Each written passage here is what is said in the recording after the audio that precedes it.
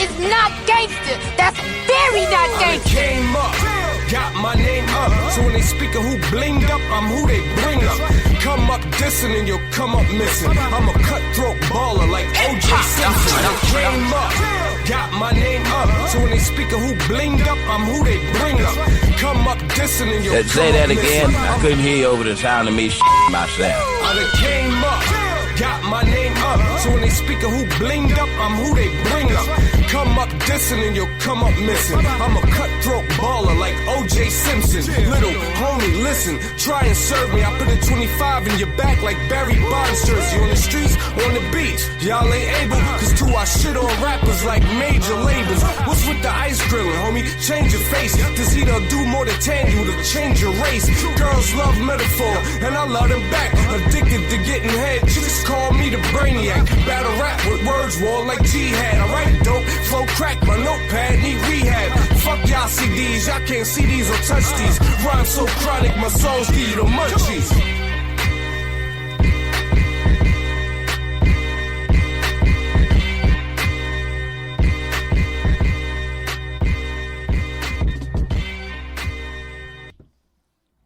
You look like you with the shits. I'm just gonna sit there. He just gonna sit there and let it be. What was going on Saturday? The Ruffle Feathers podcast is putting on. Are we recording? Yeah, we are. Okay, so what's going on Saturday? So the Ruffle Feathers podcast is putting on kind of like a Battle of the Sexes live show at Glory Days. With this nigga? And he's one of the representative of the male demographics. You got to be shitting me. Nope. But with that being said, people, welcome to another edition of the Deaf Fresh Show. It is I, Mr. Tone Deaf. We back in the building. Immediately to my right is my partner in crime, Mr. Young Fresh. And we are joined by a special guest. Is he really special? Actually, this man is special. He has been here damn near since day one of the podcasting world. He is one half of the drunkest drunken partners I have ever seen in my life. Former 2K Tag Team Champion, 17-time Intercontinental Champion. What the fucking... Where's Let him finish. And undefeated in any type of, scramble for the title matches. The founder and creator of the Real Bar Talk, Mr. Toriano D. Carson, Esquire. Get a round of applause. I ain't got no buttons. I can't. I got no buttons today. What up, though, everybody? I was going. Is my mic on? I can hear Your mic is on. Oh, It's turned down loud here. okay. No, fuck that. Where the fuck you get these stats from? Oh, so you wasn't part of our world These back then. stats is 17 times, bro. That's nuts. Whooped ass. And also got whooped. Yeah, I was like, Because you had that loss at 17. like you won at 17. That makes you a 16-time loser, my friend. 18 times because he lost it one last time. That's terrible. Yes, but Is this like video game stats? Mm-hmm. yeah, this is what we beating up on We back when we was playing SmackDown. Oh. It wasn't even SmackDown. When versus SmackDown Raw. first came out with the 4 players, so you had to get the adjustable thing to the get 4 little controllers. trunk. I remember that. In order for us to have 6, it used to go down in the basement. There used to be 6 of us all playing game. That Some of the longest ladder matches you ever, like TLC and Big facts. triple threat tag team matches. One time a TLC match went for 90 minutes, Mm-hmm. and deals had to be struck in order for the match to end. Bro, like, no one has that much power. As like, once you dead, you dead. No, you wouldn't stay dead. It was something about the game that, See, like it's That had like to be a glitch. no, it wasn't a glitch. No, It was it wasn't a glitch. actually, it was so much chaos going on because if you break it down to a TLC match, Right. there's so many moving parts This is true. that everybody could be laid out, but the first person that was laid out is now getting back up.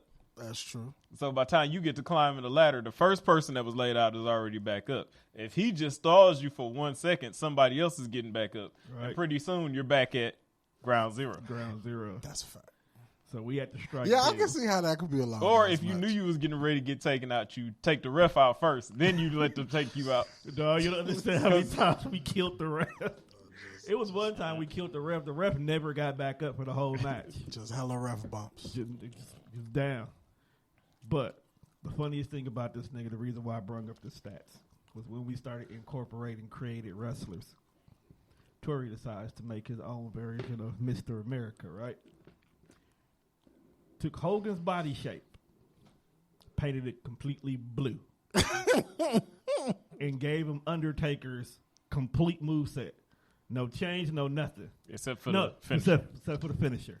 He gives him Earthquake's finisher. Full animation. Now, because we were really into this, right? We decided to have a retirement match. Tori loses the retirement match. So they got to delete his creative player? Character had to be deleted off the card. He was no longer part of Listen to Toe. no longer part of the rotation of characters you can choose. All right, so he got fired. Yeah, he got fired. Okay. So Tori found a random character I created, made Money Mike. Was bored one day, made him. Tori was really good with him. So one day, Tori decides to announce Money Mike's tag team partner. We was like, okay, cool. Let's see what this new character Tori came up with. Tori re-uploaded the same character, but painted him red. What I mean, technically, that's a change. It's a new character. It's a new character. It's a new character. Did you give him a different name? Yes. Mm-hmm. So Gave him the a new original name. character name was Nitro. Guess what his new character name was? Damn, I forgot. I remember. What? Red Tro. Oh, yeah. You know what, dog? You are the one. Dog, they was pissed, too. Like, you can't do that. Like, it's a new character, man. New character. No, I don't know what to tell you. I don't make the rules. But that's not why we're here today, though. That was a nice scroll down memory lane. That is fucking hilarious. The reason why we're scrolling down, memory lane, because recently in the movie world, fans of DC just went down memory lane once again by the re-release of the Justice League movie, specifically the Snyder Cut. Memory lane. I'm going to let you know this right now, people. Just go ahead and just, take a half day at work, because that's what it's going to take for you to finish this movie. It's just 4 hours long. Juan, did you get a chance to watch it? I did. I wish that I'd have known you could watch that motherfucker in sections. Could you? Yeah, it's broken down into parts. It is. My dumb ass on the HBO app, it stops, I think, after every hour. I didn't know that. Yeah, I literally watched it all the way through. I watched it right. Like I watched it all the way through. The people was like, well, damn. I did take a break. Because once I got to part 6, I was like, Lord have mercy. Nah, I was already 2.5 hours in before I even realized what time it was.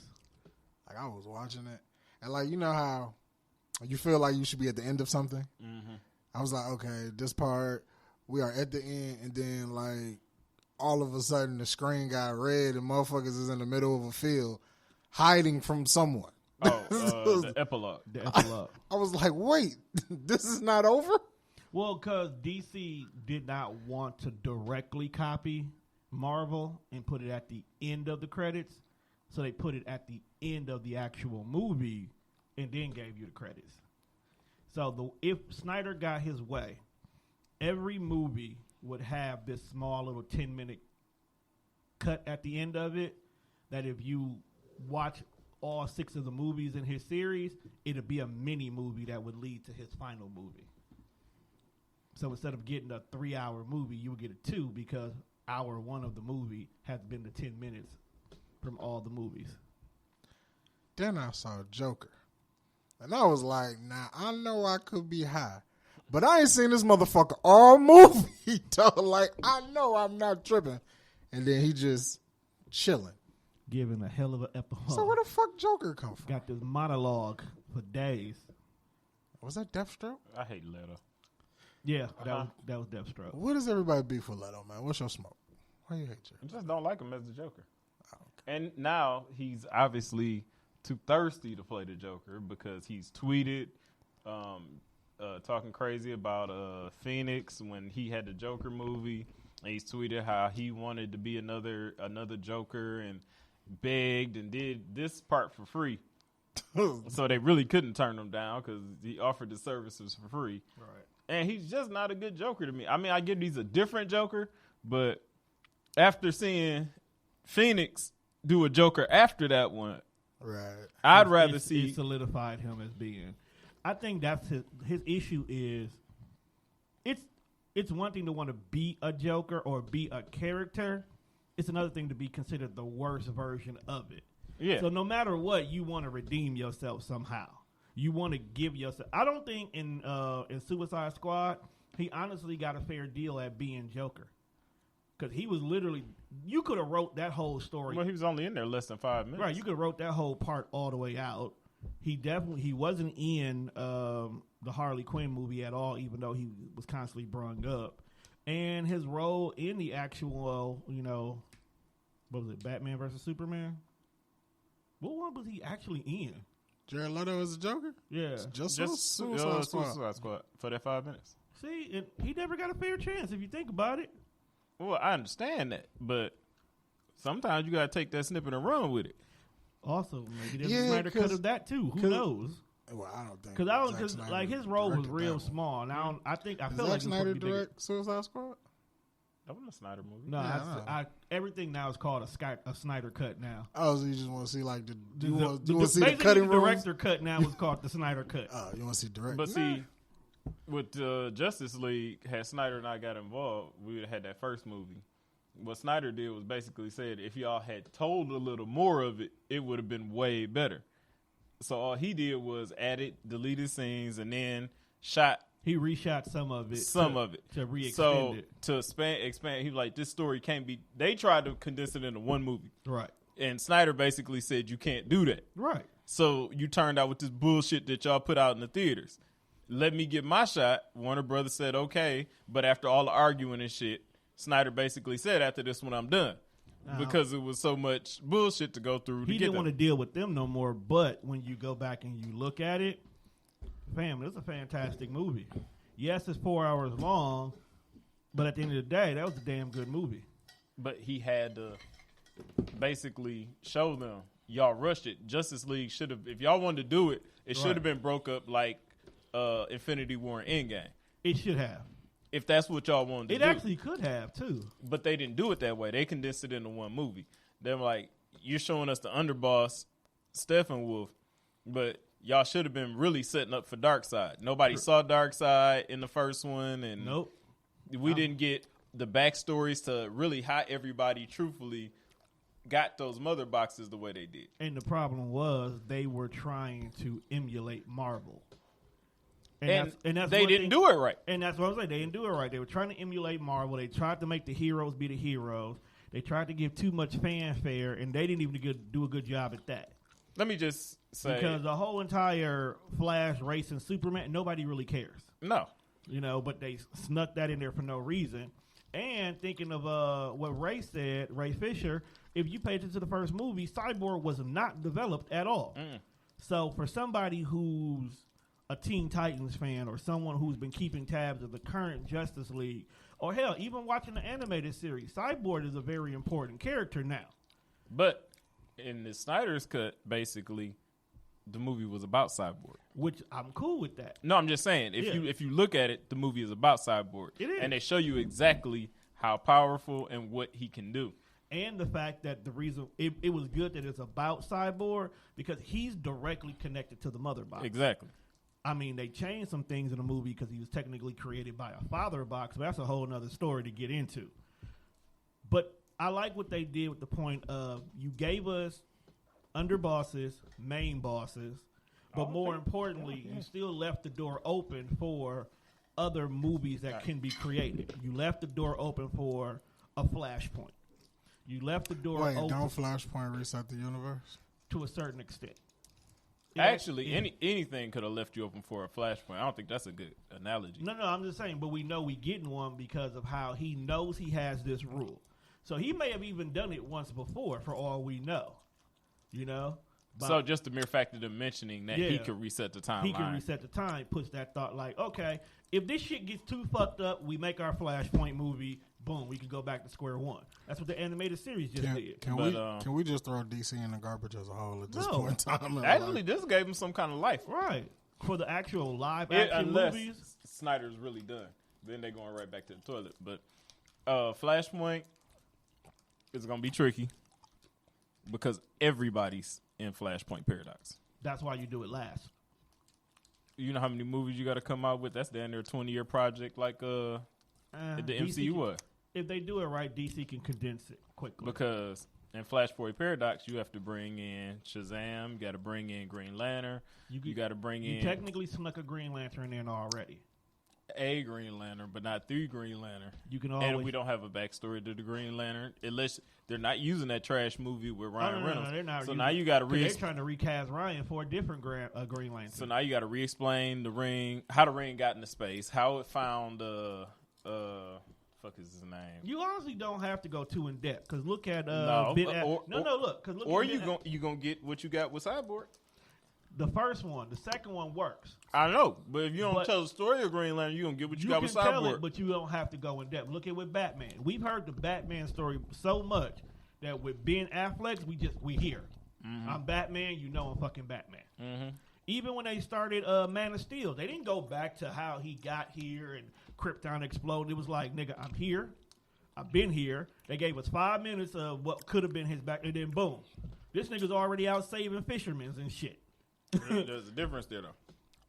In Man of Steel, it was meant to show you what nobody ever told, what it was like for Superman growing up, not knowing he had these different powers than everybody else. When he started just floating out of nowhere, that was a story they were telling, what it must have been like from an adolescent to adulthood for him. True, which works for me. With Green Lantern is you can do it a couple of different ways. You can literally have the core already up and running. You don't even have to do the backstory of Hal Jordan or John Stewart or the 2 new ones. You can just say, this is the core. We're the Green Lanterns. We're the Guardians of the Universe. Darkseid passed through a particular sector. He destroyed a planet. That Green Lantern went back to Oa, told them they weren't Hal. Boom, we here. Good, 10-minute interlude. You still aren't explaining the ring, how the ring found Hal, what Hal was doing before the ring happened. You just basically giving Hal a ring and saying he's a Green Lantern. Technically, they kind of did. Because when Darkseid was fucking up them in that fight and that ring was floating off, you can pick up from there and literally just take that moment when that ring floated off, have it go all the way back to Oa, get handed to Abin Sur, who Hal ended up getting his ring from. Tell the backstory of the Green Lanterns. Have them die. But that's not going to be 10 minutes. Look at what all you saying to do. You can do that's it. A movie. You can do it quickly. You don't have to go in depth with Hal. Your problem is you're forgetting when that ring floated off, that was 5,000 years before. True. But what I'm saying is you can do a flip thing. I don't care how you do it because they fucking show when Cyborg had his flash, his memory of what's going to happen when Soup gets woke up, Kilowog was dead. Like, Kilowog was the number 1 Green Lantern. I noticed right away. Mm-hmm. So, they know they're there.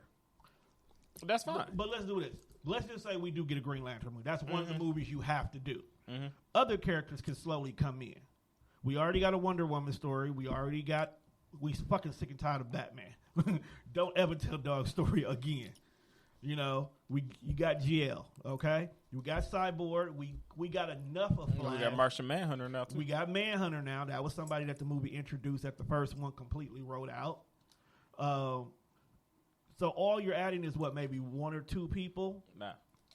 If you want to talk about, you made a statement, I think, this morning in the group talking about Batman. How Batman was a bitch-ass nigga for not, jumping in and helping. I didn't say anything about Batman. All right. You're not wrong. Well, think about it like this. We've seen Doomsday, and now we've seen Steppenwolf. Right. And Martian Manhunter didn't lift a finger. Not one finger, and all the shit was going on Earth, and he was here to see it. He didn't get involved one time. Sometimes you just gotta watch, see what happens. Sometimes you just gotta, let shit play out. And they was getting their ass kicked by Steppenwolf. Mm-hmm. I like this Steppenwolf better. Yeah, 1, the look was better. 2, he wasn't a bitch ass nigga.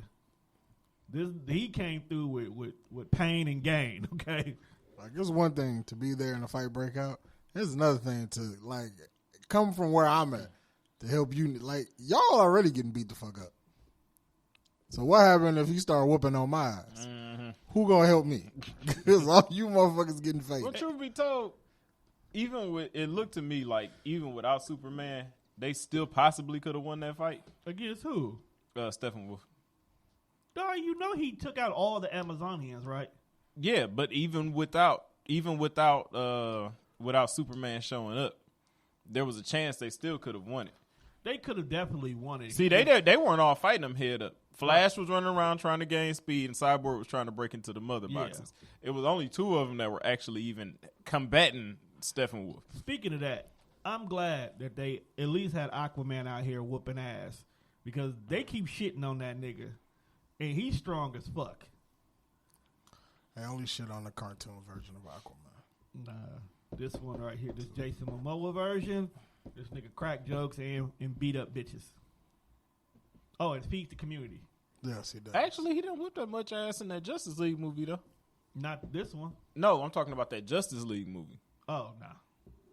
Because I think he only fought Steppenwolf and he took out one of them random ant things in the first one. Yeah. And this one, he was actually handling Right. business. The first one, they just made him, it makes you ask, why'd you bring a water dude to the fight?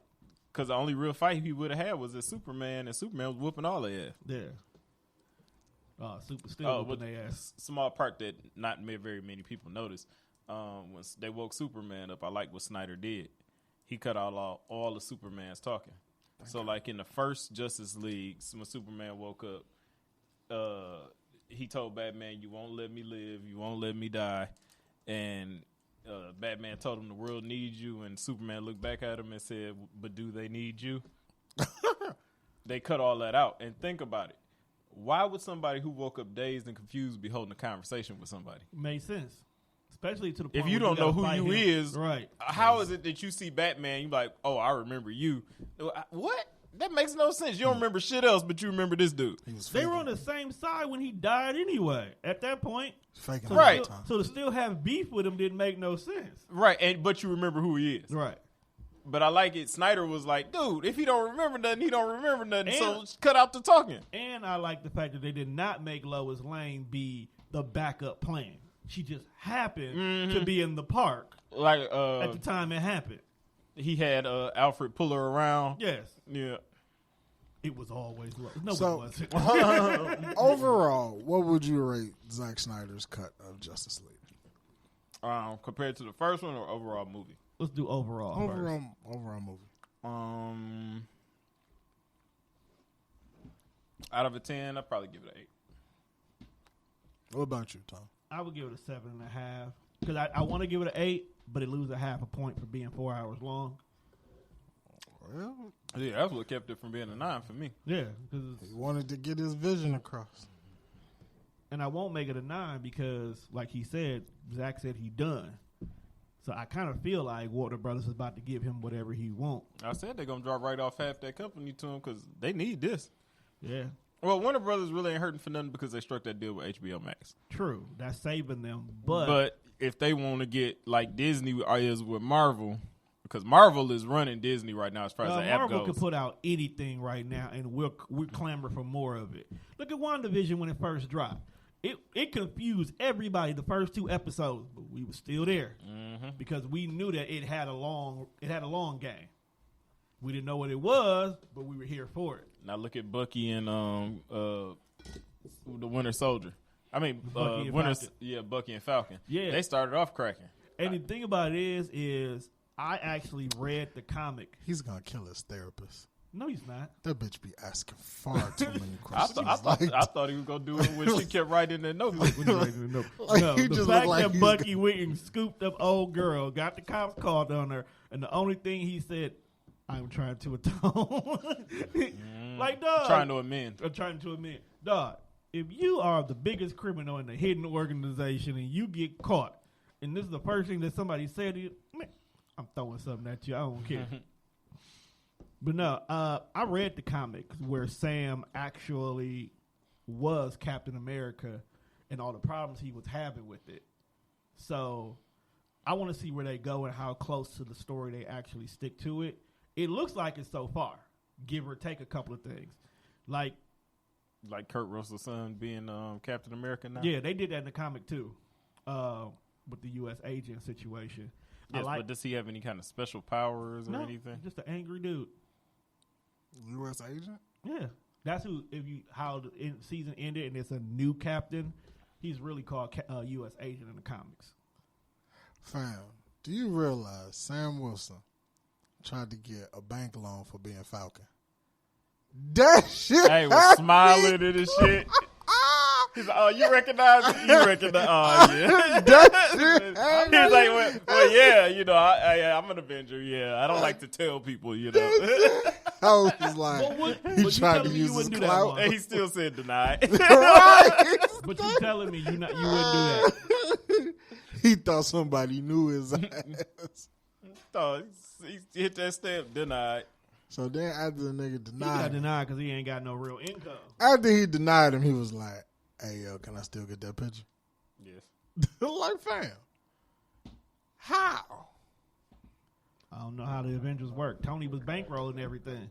That's what I'm saying, bro. Like, that shit made me think, like, you a superhero, and this is, like, the greatest job in the world, but technically you broke. Like, because who pays you? That's why if you pay attention, every single superhero clique has one rich nigga in it. Yeah, somebody got to have the money. Somebody got to bankroll it. Being a superhero does not Look at look DC. cheap. If Bruce wasn't bankrolling, Oliver was. Then you got Tony when it came to the Avengers. That's why Tony was always in the Avengers. Mm-hmm. And if it wasn't him, then it could have been T'Challa. T'Challa took over. So they only let Tony play because he had money? Tony put it together. If you really pay attention, Tony put the Avengers together. I have to beg to differ. When it originally started, Tony was an Avenger. Cap got found by luck. No. Sam Jackson put the Avengers together because he found Tony to put that team together. Remember, this all started at the end of a Hulk movie. True. Ed Norton's Hulk movie when he showed up down in New Mexico. Him and Tony showed up down in New Mexico and started talking about it. Okay, I give you that. It's technically so Sam, Shield, but let's keep it a buck. Fury knew we need Tony's money. Right, so I'm not wrong. He went to the money first. You're right. Say not the super. I think he went to the technology first because remember he was bankrolled by the government Before he got ostracized. But the government would only cover so much. You got to think about it. At the end of the day, superheroes fuck shit up. Mm-hmm. And the government is not going to pay for all that destruction. But if you have a nigga with money already in the organization who can cover the expenses, then we can keep this little soiree going. Imagine if there were superheroes in real life. Then, They would be like Homelander. I'm just saying, like, so you you save the world. Mm-hmm. You level fucking buildings to destroy bad guys. And then regular people like us gotta pick all this shit up. You know that was the premise. I would be so fucking upset. But that was the premise of Batman versus Superman. That was the storyline they used that made Bruce want to take down Super.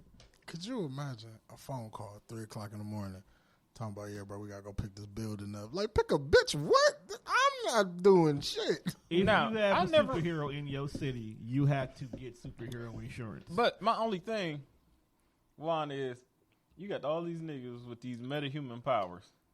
Why not have them put the buildings back together? Somebody like Flash and Scarlet Witch and all these motherfuckers that are super strong, that are super fast, that could probably construct these buildings within a week to their normal form. I would expect that's what they do during their off day. Because you're not going to sit here and tell me they fight crime every single day. No, they don't. You just got a team of regular niggas getting paid. No, you got niggas like Thor that come down here, destroy New York, and then go home. Go back to Asgard. Go home. You got regular niggas making $12.25, putting a building back together. But at the same time, let's say you do hire Scarlet Witch to put this shit back together. Look at all of these people who ain't got no jobs now. Like, either way it goes is a fucked up situation. Mm-hmm. She might drop that motherfucker. What about the bodies that died in the building you just got done fighting in? They didn't have time to, evacuate the building while Soup is beating Doomsday through a building. Well, look. Nah, the casualties I've always wondered about. Like, how come nobody really, gets into this casualty thing? Because you know how many millions of people got to be dying in the crossfires of these fights? And they be in the major cities in their comics. Bro, Soup Dude flew through the middle of a building. And it was like he took out a floor and that motherfucker just dropped the level, smashed everybody. You can't tell me when Hulk and Iron Man got into that big ass fight that there were no casualties with all that shit that happened. Somebody died. No, so a whole lot of people died. They picking up cars, I'm talking about broad daylight. Picking up cars, throwing each other in the buildings, going through buildings to punch each other, shooting lasers and bombs and all. Nobody got hurt? Come on now. I'm not that stupid, man. Scarlet Witch. And that's the beginning of the movie. We ain't even got to the end when they really got to fighting. Scarlet Witch definitely killed them people in that when she took out like the lower half of that. They they definitely died. But that was fucking with her in the movie, in her TV show too, though. Oh, yeah. You know what? Going back Ultron to the TV dropped show, Sokovia too. we can't take him to jail. Bro, he dropped the whole fucking. We can't take him to jail though. He dropped like a fucking piece of land We on can't some take him to niggas. Dog. Like, We can't take him to jail. Tony can go to jail. Ultron's a dick. And at the same time, the president done pardoned them niggas plenty fucking times. There's no way in hell that them niggas did not get at least arrested a few times. Shit, Cap and whatchamacallit was on the run. Cap broke back into the prison to break his friends Yes. out, which I don't understand. This nigga ain't had no shield, no suit, no nothing, and just came walking up in the secure location prison that was black sided. So how he found it in the first place is beyond me. Oh, Natasha. You know she can find it. Now that you think about that, Cap. Just came walking in there and was like, "All right, I'm getting all y'all out of here." And then flew him to Wakanda. Where'd you get the jet from? Wakanda, of course. Oh, so they came and picked him up. Cap a fucking criminal. How else was he gonna find Wakanda? That's not just a place you can find, my nigga. It ain't on no map. Nah, you gotta know about it. He was there before. Right. Where he left his buddy Bucky at. With one But arm. Actually, what And we they gave have him a to perm too. Straighten this shit out. It That was was a little kid. what we have to believe is that after they got done beating Tony ass and Black Panther didn't help, that after the fight, Black Panther went to them like, "Hey, y'all cool with me? Come on, hop in my jet, and we gonna drop Zeno off, and then we gonna get y'all somewhere safe." The whole time they beating the shit out of Tony. He outside having a conversation. I forgive you for killing my father. Tony down there hollering and screaming and stuff. Help me. Help. Nigga, help me. Dog, his suit even told him, "Look, you cannot fight Cap head up." It's like, you're not gonna win this shit. I go weird. Then you fighting Cap and Bucky. It was like, okay, analyze his move patterns. For what? Well, that helped him. It did. To a certain extent. Yeah. Because when Cap got on top of him, he's got the raining down punches. He was fucking Tony Mind's skull. Tony was And good. then Bucky was about to rip his heart out. Bucky did not care. Yeah, bro, that was a little unfair. They had to let that happen like that. Yeah, they did. You know what? Now I can understand why Tony was so bitter in that movie. Like when Cap was like, "Hey, man, we gotta say the words." Like, nigga, fuck you. I don't give a fuck about the rest of this shit.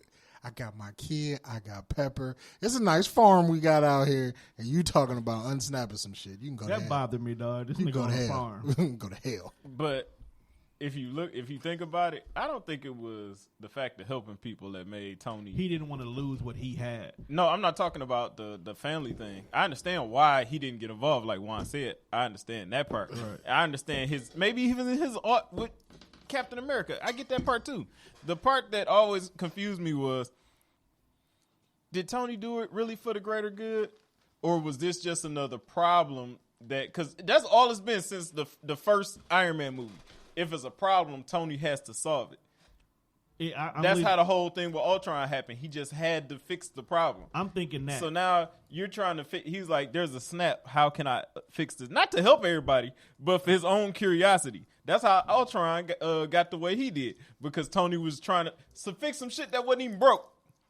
Dog, he was just messing with shit at that point. Because he had the vision of the world being destroyed. Okay, but how can I stop it? And it hadn't even happened yet. It hadn't happened. As a matter of fact, him doing what he did caused more problems than helped anything. Yeah, Tony might be a fuck up. No, he just has to solve. He's a problem solver. Yeah, and think about it. Nobody has ever. So he's he's a problem solver. Yeah, he's a problem solver. So when there's no problem, does he create the fucking problem so he can solve it?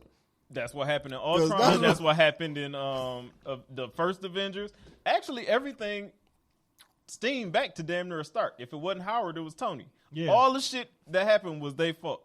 Had Howard not been fucking around with that Tesseract, which we found out later in Avengers 1 from Thor, the Tesseract activating it let the universe know that the Earth was ready for a higher form of war. So before that, all the rest of the universe that we never knew existed were more technologically advanced than us. So they basically never even looked at Earth. We were like ants to them. Nobody goes to pick a fight with ants. I feel like. But once they activated the Tesseract, that let the rest of the universe know. No, I feel like the rest of the universe really feel like we ain't shit, which is why don't nobody really come visit us. It might be. Because like Thor said, like, okay, when y'all activated that Tesseract, y'all just put a bullseye on Earth, which the first person that found out about it, Thanos. Oh, that's where that Infinity Stone is. How long okay, have Wilson been looking for them stones to be keeping a buck? Because if we've had that one here for at least 50 years. No, 80. Okay, 80. And it would probably be over 80. But, yeah, we'll go with 80. But either way it goes, we've had it for almost a damn fucking century. Mm-hmm. How long has my guy been looking for these stones? Also good question. I don't know. Because you got to think, Thor is 5,000 years old. True, but how? So Thanos could be as old as Thor. That's what I'm saying. Like, how? Because he's dead now. Well, is he? He died in the movie. Depending on what multiverse you're from, I guess. Well, then he could come back. Anybody could come back there. You don't want to fuck with the timeline. Comic book, nobody's really dead. But you know who should be dead? That nigga on wrestling. I watched that clip again too. Like, New Jack is terrible. That nigga needs to be doing life. He consecutively. I don't understand how he never got arrested. He should have at least 3 to 4 counts. You watched this Dark Side of the Ring, right? Did you see how he finessed his way? I was the first one to watch it. I told y'all to hurry up and get up and watch this shit. I didn't even know it existed. Gee, he finessed his way out of jail. Told him he give him his match or whatever, and then peeled out of town on him. Never seen him again. Why would you stab somebody? But that wasn't the first time that he did that. Not by far. It wasn't the first time. No, he you kept have to the blade understand. on. Like somebody did some. I think somebody said something about the match and how the finish wasn't gonna go. So he decided, okay, well, I'm gonna hurt you during this whole match. Then. Oh, that was the kid. No, not Mass Transit. Mass Transit. It was because of the bleeding. You wanted to get bladed, but he didn't want to do it. No, he wanted was talking about could he do something in the match, but he was a rookie. So remember, Sandman said right after that, that's what he said to piss Jack off because he was a rookie trying to get in the business, trying to tell a vet how he wanted the match to go. Like he wanted to get some, a little offense in there. And that pissed Jack off because he was high on coke again, and he tried to kill that boy. The New Jack is the wildest nigga. If I tell you, this ain't safe, bro, let's not do it. And you say, nah, it's too late, we already up here. You have a problem. Then he pulled him down and cracked his own fucking shit. Mm-hmm. So you initiated contact.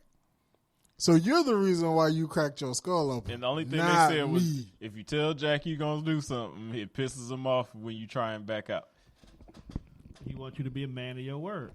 New Jack liked his wrestling because, 1, it was entertaining, and 2, he could fuck up white people. The funny thing is, though, you never heard about him fucking up no big names. Like, he knew who to fuck up. So, he had matches with Sandman, but they weren't as bad as the ones he had with these no-name dudes. He had matches with Sabu. I'm like, if you smart, you stay away from that nigga. I can't find no can't find no footage of him wrestling Rob Van Dam. Because the match with New Jack is not a match that's going to get you over. And the WWE wouldn't touch him. Oh, he's a walking lawsuit. Would you? Oh, no, I don't blame them. Don't get me wrong. Like, you go back Zach and Gowen already had one leg. Imagine what New Jack would have did And to broke him. the good I one. swear I thought, dog, wasn't he in ECW for like one night? Who? No. Zach. ECW wasn't even a thing by the time he started wrestling. You sure? Yeah, he was young. He was like 19. That ain't stop nobody. Fucking Jeff Hardy and then was 16, sneaking to get beat up. Vince McMahon, like, you know what? I had another epiphany today, too, about wrestling. Why is it on Peacock? No, I don't know if you... Dog, they really, like, we really let Vince McMahon do blackface twice. That's tying back to Peacock. And nobody said nothing, dog. That's why. Okay, so for those of you guys who don't know, as of the last pay-per-view, the WWE is officially now exclusively only on Peacock, which is the NBC streaming app network. While going through the WWE's catalog during the porting, they had come to the conclusion that they had to remove a few sections. Oh, it's a whole lot more that's going to go. These are the ones they announced. So the two segments where Vince McMahon, if you guys don't watch wrestling, he's the owner of the WWE, decided to use the N-word. What the hell I'm censoring for? Niggers. Twice. There's also a particular match, one of my favorite matches of all time, to say the least, where a white man named Rowdy Piper This decides cannot to paint be half your his body. this cannot be your favorite. It's one of my favorite matches. I've always been a Piper fan. That shit is nuts, bro. Where he decided to paint half his body black and continue to have a conversation with himself like he's Derrick Jaxson. So, yeah. Hey, we're gonna talk about that nigga in a We're going minute. to talk about that nigga in a minute, too. Oh, you the sickest nigga I know. So my whole thing is that if Peacock is going to sit here and dissect the insensitive, the Bro, unacceptable match. you paid $1 billion for plenty racist content. But that's what I was going to get to, though. It's a lot of shit in that archives that can't see the light of Well, day there. not just racist. You got to think misogynistic, Misogynist, sexist, fucking necrophilia. borderline rape. Yep. Because you got to Kidnapping. because of course the necrophilia. You got to remember Triple H fucked Katie Vick, or when the DX era was going on and the girl was going down on Triple H and he was squeezing the mustard bottle like he was nutting and shit. Yeah, that's gotta go. Dog, Like- that mean they gonna remove my favorite DX. So basically, the whole Attitude Era is gonna somehow get taken out. So the whole reason for DX is gonna all be gone. Or when they told the Nation of Domination and spray paint their locker room and talk about go back to Africa and all that Ooh, shit. I forgot all about that. Or when the SmackDown where Muhammad Hassan did the Arabic sacrificed? attack on Yeah. no, not got sacrificed. Davari got That's it, sacrificed. Tavares got sacrificed. The next week they turned around and no, that was the same night. Yeah, same night. Taker beat the shit out of Davari. He went out like a suicide bomber. All the hijackers came in and choked Taker out with the choke wire. Yep. And then they carried Davari out like the suicide bombers Yeah. get carried out. You gotta take that shit out. The fact that and all the crazy shit in the world was Vince didn't know what was gonna happen in real life when he did that. No, he saw the check. Yeah. Like, he came up with a good idea, but the real shit just happened to happen. Oh, you talking about the London bombing? No, it was the 9/11 situation. No, that was a London bombing. it was a London the bombing. train bombing. Yeah. That's Because SmackDown was filmed on Tuesdays back then. It Right. aired on Fridays. Yeah. SmackDown was Tuesday. taped. Yeah. So Thursday was the day of the bombing. Yeah. It was too late for them to pull the episode back because it was set to air on that Friday. And I don't know why they just didn't edit it out. They didn't have to show that last match. No, they Right, didn't. because I think that was like a main event. But portion what of they the did show. was they stuck parental advisory. In the beginning of it. No, all through the night they had that parental advisory black screen coming up, and nobody knew why. We had never seen this shit before. Then we get to the end of the match, and me and Chaka literally sitting on his futon like. They was whooping Undertaker. I was at the crib. I was like, now, why? I understand this is typical wrestling. I was like, the bombing just happened yesterday. Nobody's going to take. Next thing we know, the week after, Muhammad Hassan is fired. which I feel is bogus because he the only person get fired at WWE that didn't do nothing wrong. He did exactly what he was told. But he never got another job in wrestling after that. Like, nobody would hire him. Like, he got blacklisted. Hey, you know for what? doing his job. He probably went back and say, Low key, now that you mention that, that's the first nigga I've known that he got fired because he did what y'all told him to do. Most niggas get fired because they don't want to lose, they won't cooperate. They on drugs or something. Right. He had to be a scapegoat. He He went out there and did exactly what these jackasses wrote. They let Taker come back and kick his ass, and then you never seen him again after that. You saw Daivari. They let Daivari slide through. But he the one that did the suicide bomb. He not only did he come back, his brother got a job. How does that conversation go? And they telling you they got to fire you, but it's like, you didn't fuck up. This is all us. But because we fucked up, we can't have you around. It's the same conversation they had with Fat I'd have been like, so what kind of severance pay are we talking about here? Because like, if y'all don't cut me a check, I'm going to my lawyer. They did him wrong. They sent him back to developmental, and it's like, yeah, you could have sent him back, made him cut his beard for a while, repackage him, do something. Now, while Daivari was by far the better wrestler, Hassan actually had a look, had charisma. He was actually, he was better than fucking Jinder Mahal. Yeah, Jinder Mahal. So he was in matches with the Undertaker, and he ain't even Arab American. The nigga is Italian, and his name is like Mark. Mm-hmm. WWE be fucking niggas' lives up. Look, we had a whole Samoan being a Japanese sumo wrestler. Yeah, but or when they faked like Kofi was African. We wasn't at war with Japan when Yokozuna. African, Jamaican. No, yeah, Jamaican. Had him Jamaican. We wasn't at war. His mama was pissed. Mm-hmm. Oh yeah, his mom fucked all that up. His mom made him kill all that shit. Well, in his mom's defense, they didn't understand that you got to be in kayfabe when these people call you, and you called a real black mom. She's like, what? Son ain't fucking Jamaican? Fuck y'all talking about? Like, what? My son is Ghana. Is he? Oh. Are you ashamed of your culture? You just made me think of something. I'm gonna say it before it's time for me to head out. I was talking about Dark Side of the Rings, and why I love the show so much. That's a great show. The biggest one, besides Owen my two favorite. Well, not really Owens, because it was kind of redundant. It was some things in there I didn't know as far as his wife and the litigation and shit, but the ones I love, New Jack being number one and Snooker being number two, which was fucking wild. But the one I really paid attention to the most was the Montreal Screwjob. To find out, because I'm siding with Scott Hall. Bret Hart knew, Bret Hart knew the whole time. Bret knew, and the way Scott Hall, somebody who did drugs and drank their whole career, Scott Hall is a very, very, very, very smart individual. Like, how smart could he be if he didn't do all that drinking and drugs? He might be a genius. He might be drinking and did all the drugs because holding on to some of the shit he knows bothers him. When he broke it down, he was like, "No, I don't believe Bret didn't know." He was like, "How couldn't have Bret known?" He's like, Bret's been in this business since before he was born. Right. He was like, Bret knew that he could never leave with that title. Bret knew that Vince would never let him win that match. He's like, and of all people, Bret believed in kayfabe the most. So you mean to tell me he broke it on national TV? And when he said all that, I started thinking, I'm like, God damn, Bret was in on the shit. He was the kayfabe. Yeah, Bret. He's like, pissed or not, Bret Hart would have never broke kayfabe. He's like, because he's been in it. It's not even.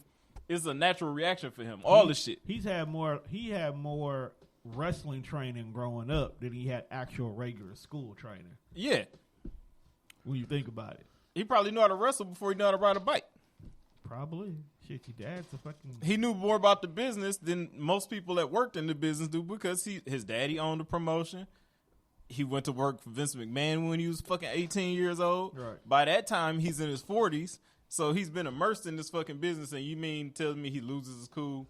And none of us knew who Vince McMahon was before then.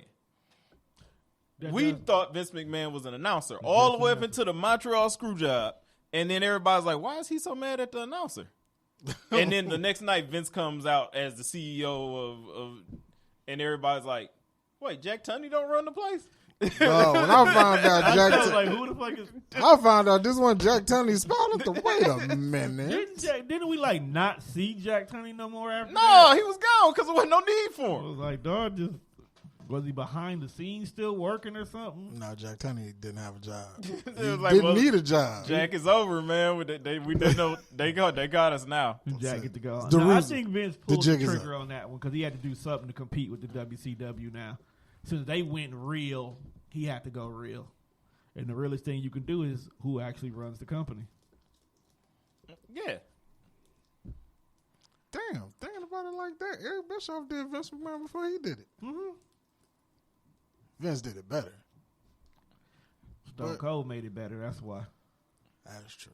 Because I never would have seen that coming. That, like, all the great shit that the Attitude Era did, that was like lightning in a bottle.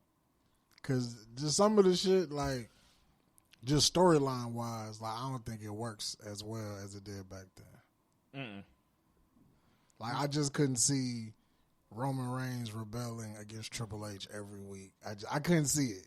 But the thing was, it was a subtle like glimpse into reality for most people.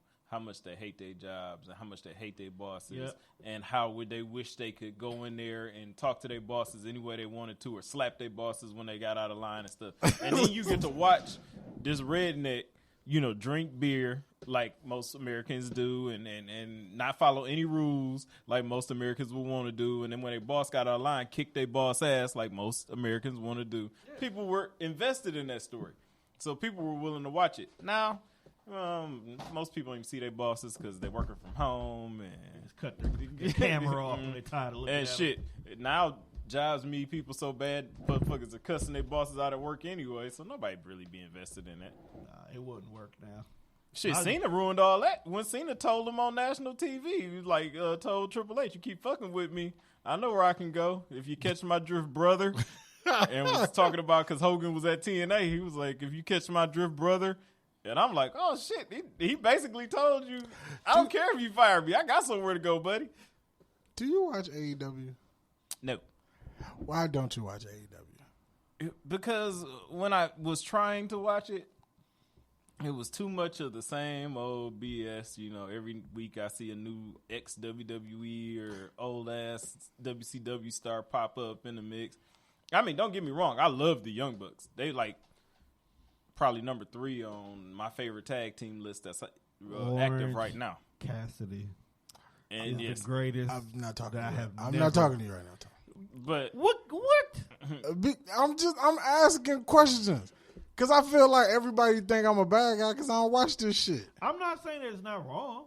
And- Honestly, as much as I But sit now, down, having to see Jericho and fucking Moxley or Dean Ambrose, whoever we want to call them, have these fucking specialty matches because they couldn't have a regular match. So every match had to be a death match or a chain match or some kind of... I got sick of watching all that shit. I understand why Jericho got the belt at first. I do. You got to bring some eyes to the company. But after that, let somebody else get the shit. There is no way Jericho should have held on to that belt as long as he did. And then by the time you get to Moxley, nobody really cares. Only to turn it over to Kenny Omega, who nobody really cares about. People love Kenny Omega. Kenny Omega is for your foreigners. And I don't get it. That's how you get your foreigners to start watching. There's Ring of Honor. There's TNA. There was all kind of American wrestling here. You ain't did shit here. Who the fuck is watching New Japan?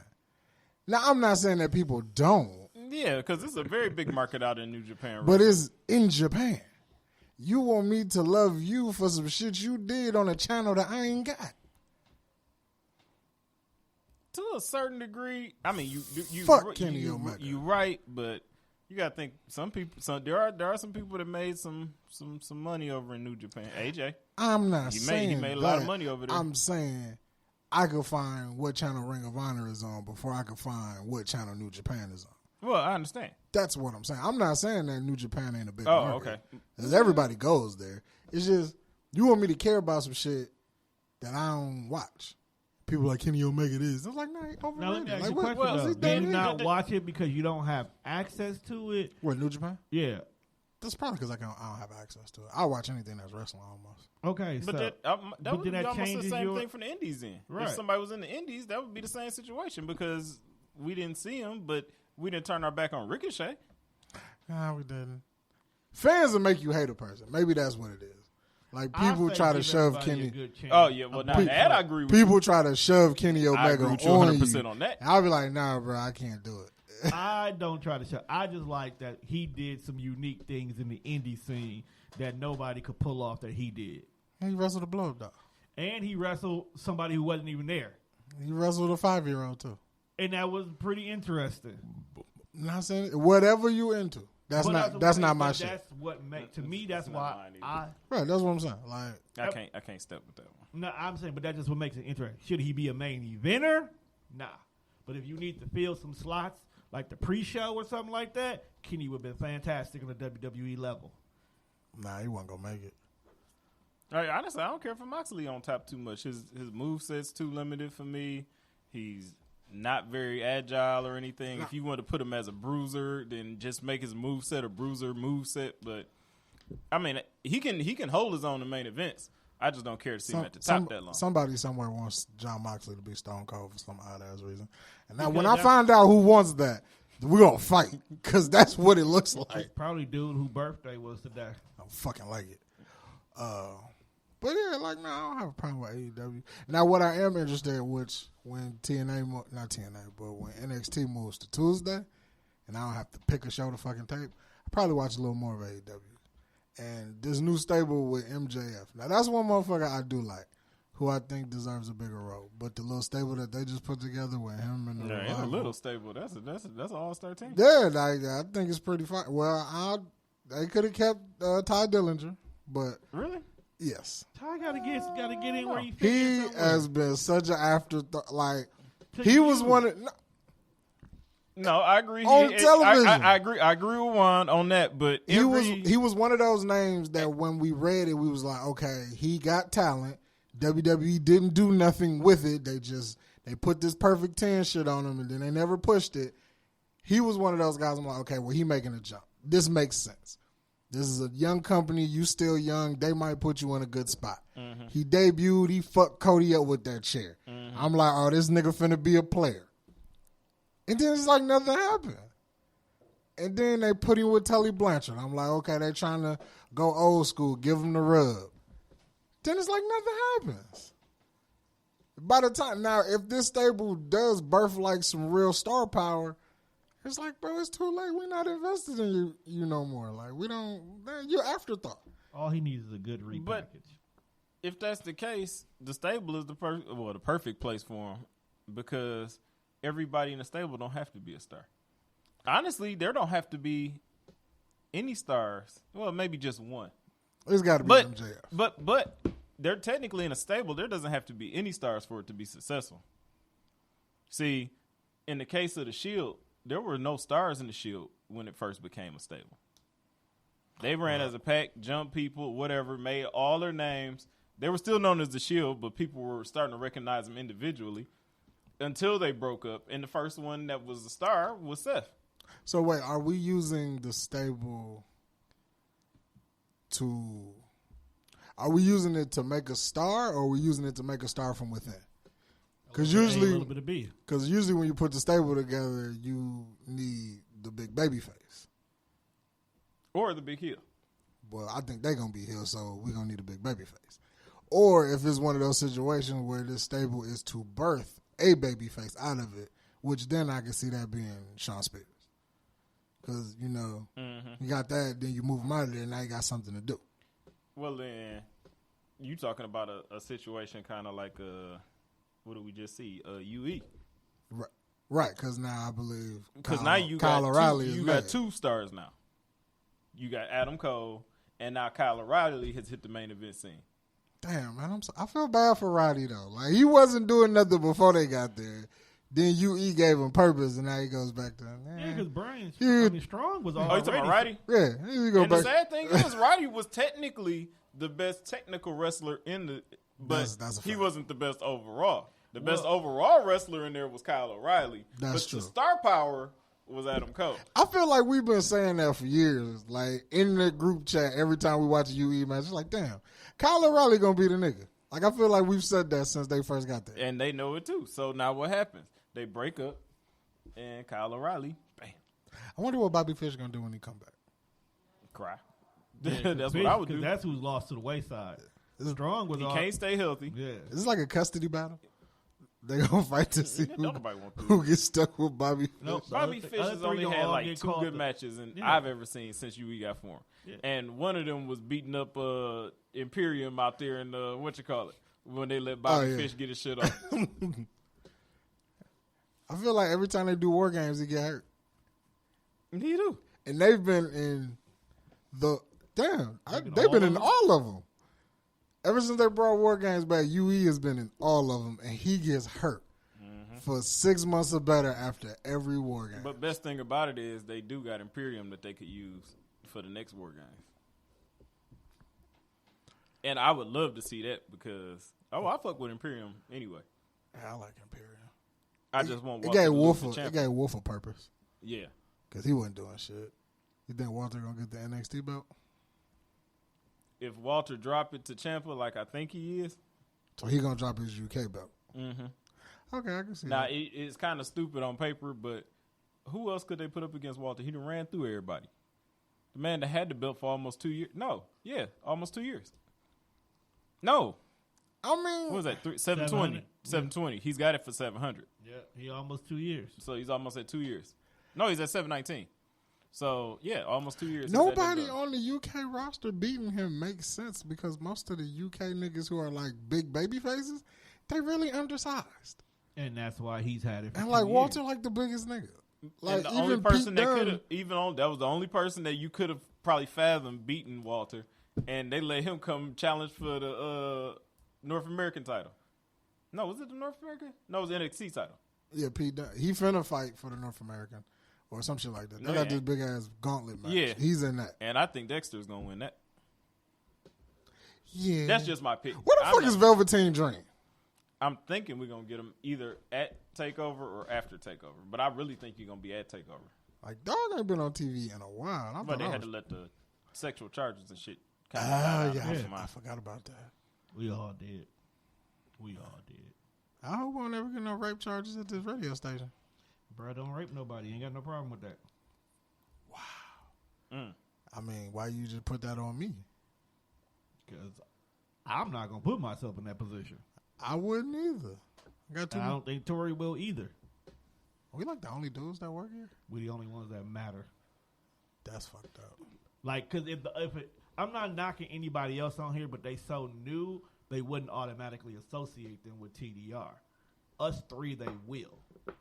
I don't even know half the motherfuckers that work here. That's what the painting sip is for. I'm probably not gonna speak to people. The lies you tell yourself. You gonna talk. Why? Because you like women. That's a good fact. That's a good fact. I love women. You know who else likes women? Who? What's that guy name? Action Jackson? Jacob? Derrick Jaxson. The guy who Jacob is based on? Yeah, pretty fucking much, dog. I'm not gonna knock on my boy like that. Nah, low key, Jacob was definitely trying to be Derrick Jackson. He was just trying to be the fat version with a beard. No, he's trying to be the church version until we found out Derrick Jaxson is heavy in church too. So, Well, but for those of you guys who have been under a rock this past week, have not listened to anything TDR, just don't own social media. Relationship guru, as I guess he's been dubbed over the years. who the fuck called this nigga a guru of anything? A bunch of pygmies. Like women? Yeah. There's a bunch of goddamn Who else is listening to him? Jacob apparently, so he got the niggas too. So have been under fire because he has recently been discovered not to just have only one but two mistresses. Oh wait, he got two bitches plus a wife? Oh, he out here living. And the internet is in an uproar over this. The men basically are like, we told you this nigga wasn't truthful. The women, some of them are claiming they never listened to him. But the uproar at the current moment in time is not necessarily because he got caught cheating, because, you know, black men don't cheat and he wasn't a real nigga anyway. It's the scandal of how through all of this, my nigga is still finding a way To sell books. That's a real nigga right there, bro. He ain't gonna let nothing stop nothing. So, first of all, I sell books for a living. Tori, you just recently did an episode where you and Amber discussed this man and his shenanigans. You want to go ahead and give your input on the story that is Derrick Jaxson? Nigga's a fraud. Is that like one of us get cheating and we just like drop a pod like the next day? No. He didn't just. Okay, so let me tell you what all he did. Okay, so first, when the word got out, he goes and, you know, makes a video that old girl is lying. Okay. Just typical nigga shit, right? I feel you. Old girl lie. That's what I do. Then he turns around and he makes another video basically saying, hey, I already know there's going to be some of y'all who just going to say she tell the truth and not going to listen to me no more, period. There going to be some of y'all over here who still going to love me and praise me for what I do. But let me explain to those of you, the third group, who just want to know the truth. And commence to dance around the conversation like a nigga not trying to sign a no-holds-barred match. Okay. He said everything but the truth. Then, less than 24 hours later, forcibly drug his wife on camera. In so many words, made her stand by her man. Now, it goes further than that. She goes You later. need to get this nigga on your show. I was on that episode. Nah, I'm talking about Derrick Jaxson. Oh, Somebody need. I'm gonna reach out to him. we probably got to buy a couple of his books before we I'm do not buying none of that shit, fam. His books ain't geared toward me. This new one might be. I've So no, his wife then goes and does a live where she's basically saying in so many words, you know, it's in God's hands. I forgave him. We're healing together. But wait, there's more. This nigga goes back to his car where it all started, and he does a video and like defending that his nigga video with him and his sick, wife. Dog. He's the sickest nigga ever. What's wrong? If that ain't the definition of narcissistic, my guy. You go and not only did he do the video about his own video, he did it in third person like he don't know who these niggas is. Like, that's not him sitting over there on that couch. That's good marketing. With that tight-ass sweater. I did it, too. It's good marketing. You gotta stick to the character. You gotta keep the lie alive. Lie, nigga. He just act like... He's in he sat kayfabe. there and acted like he just Snyder cut his own video. Yeah, he's in kayfabe. He's in kayfabe, bro. Bro, Teresa would cut me. Yeah, cut you. His if wife... I was out in the car doing some shit like that. Clearly, his wife know better. She would cut me, take me to the hospital, get her nurse friends to fix me up with all the wrong parts, bring me home, and cut me again. You're going to die to that second cut if they ain't fix you the first time. And bro, she'll make it that I'll stay long, just enough for her to get me home. And I can die at home and she's not at fault. That's what happens when you marry a nurse. How did you feel about this man? Let's see. Derrick Jaxson, for one, I've never really been a fan, but like I said, I wasn't a fan because in his messages there was a lot of toxicity. He never really promoted the fact of black love. He promoted opportunities. So if your man ain't treating you right, there's somebody down the line that is gonna treat you right. If your man ain't doing 10 out of 10 things, then go find a nigga that is doing 10 out of 10 things. That's not practical at all. Mm-hmm. That's not nobody's perfect. Never one of us are perfect. If I can find somebody that's doing 7 out of 10 things or maybe 6 out of 10 things and are working on the other 4, you should be perfectly fine with that. Nobody comes as the package you want them to be. So now he's telling you the man should open the door for you. He should be courteous. He should be trusting. He should be faithful. He should make 6 figures while also changing the oil in the car, cutting the grass, all these things that your man should be doing. When nobody comes equipped like that. You may not know how to work on a car, or you may not make 6 figures, but you might love the shit out of that girl. Right. But now she watches the video, and women are typically easy manipulated. They won't admit it because they want to feel like they're the superior creatures. And just like a man can be manipulated, a woman can too. She watches these videos and these things start turning around in her head, and she's creating a problem where there is none. So now because you don't cut the grass, it's an issue. You've never cut it in 6 years, but now there's an issue because she's watched this video. So now you're causing these problems within these relationships while trying to sell and promote your books because you cater to women, and women are some of the most loyal on the face of the earth. So they're going to support you and your little movements or wherever you're pushing or your narrative. That's why women were so eager to forgive him.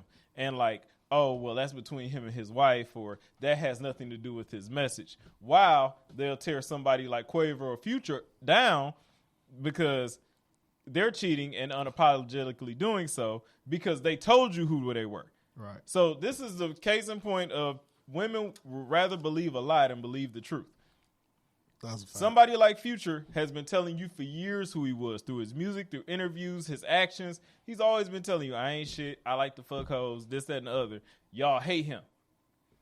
Derrick Jaxson obviously likes to do the same thing Future does, but he's telling you what you should be doing for yourself to, you know, propel yourself. And y'all love the shit out this nigga. Why? Because y'all love lies and fabrications more than you love and the have truth. you mind, it wasn't until this scandal happened that anybody even know he had a wife to begin with. Oh, so let I me cover swear the I didn't know that. Let me cover the wife part before I walk out. The wife part, while I do feel bad for the woman for being cheated on and everything, and all this coming out, she's now taking this as a moment for her to get her 5, 10, 20 minutes of fame in. So now she's been releasing video after video on her Instagram, and much of it has been promoting her Christianity. Okay. You know, but my only problem with this is, why the fuck are you trying to preach to us and pray us down when it was your man that got caught cheating? You need to be making these videos praying for him, because he's the one that's tearing your house up and got everything all messed up in your house. Right. You talking about all of us need to get right, get saved, and get ourselves under the blood of God. Okay, that's cool, that's fine. But first of all, you need to fix your own problems. See, you can't fix the world if your own house fucked up. You can't tell us go find God when your husband's on his live talking about him and God don't talk no more. Yeah, right.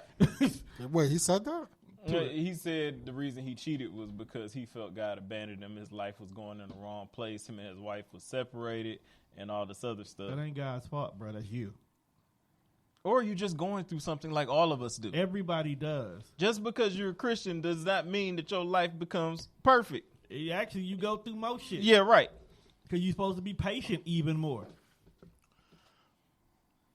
Derrick Jaxson is a fraud. That's sick, exactly a all he sick is, nigga. a fraud. And do you know what? The women took up for him in a way I have never seen women take up for a cheater before. I was actually pretty shocked.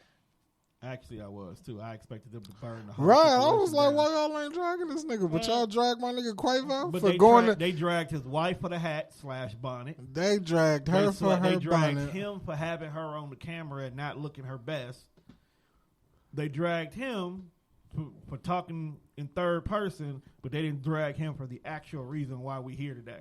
But they mad that my nigga Quavo went and got his Bentley back. Mm-hmm. When he got his what? His Bentley. He No, went the and- Rolls Royce. He went, whatever it was, he went and Yeah. got his motherfucking car back. $350,000 Rolls Royce. He said, excuse me, this is mine. His name was probably still on it. That's And why. that's a contingency gift. That's contingent on us being together. And then Right. since we're not together anymore, give my shit back. Right. I'm the type of person that would take the engagement ring back if we broke up. Like, no, that's a contingency gift on you marrying me. Hand my shit over. question is, why do you even want to keep the engagement ring if y'all never went through with the It's marriage? mine. Not to do with what I want. You know, But it was what are yours you- to marry me, bitch. But what are Give you me- going to do with it that you want to keep it? You're going to go take it to pawn it and you want to keep the money. That's what you want to do. Exactly, because you don't want it for sentimental values because we're not together no more. We're not together. You want to be reminded of all the men you broke up with? You're a sick, twisted woman. She got a box of engagement. That's a sick motherfucker. You're a sick, twisted woman. So why do you want it? You want to pawn it. Or you want to go get it appraised to see how much it was worth and see how much they can. Y'all need to stop putting price tags on certain things.